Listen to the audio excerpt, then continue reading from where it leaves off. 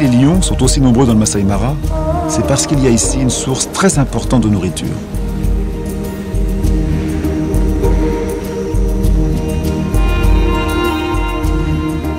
Trois mois par an, la réserve est le lieu de passage d'une migration exceptionnelle. Mais aujourd'hui, tout est calme. Ici, j'ai vécu un des moments les plus impressionnants de ma vie de photographe et sans doute de ma vie d'homme. À cet endroit, des milliers de gnous vont traverser la rivière et beaucoup vont mourir. Chaque année, selon un rituel immuable, près d'1 million de gnous quittent les prairies de Tanzanie pour rejoindre les plaines vertes du Masai Mara au Kenya. C'est un long voyage de 4 mois sur 700 km. C'est la dernière grande migration terrestre sur la planète. Chaque fois en les voyant, je pense à ce qu'était, il y a 150 ans, la migration des bisons à travers les grandes plaines d'Amérique. Ils étaient 60 millions, ils sont aujourd'hui 500 000. Il faut absolument traverser cette rivière. Ces milliers de gnous se jettent à l'eau pour atteindre notre rive, mais il n'y a qu'un seul passage pour tous. C'est le chaos complet entre les mères qui appellent leurs petits et les petits qui appellent au secours.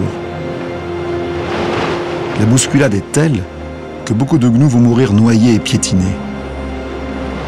J'ai souvent assisté à cette scène, c'est terrible à voir. On essaye toujours de sauver quelques bêtes, mais très vite on comprend que ça sert à rien.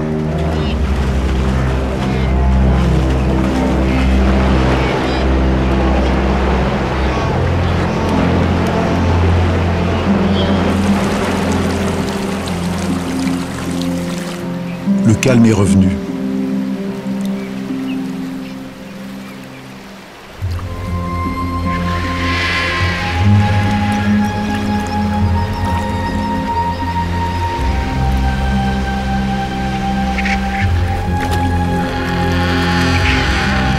Les carcasses se comptent par centaines, à tel point que les hippopotames se transforment en éboueurs. Ils entassent les gnous morts sur un coin de la berge comme s'ils voulaient nettoyer la rivière.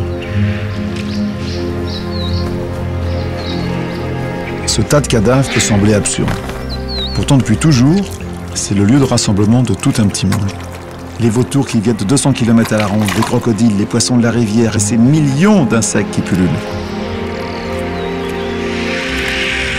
Cette migration joue donc un rôle très important dans l'équilibre général de la nature.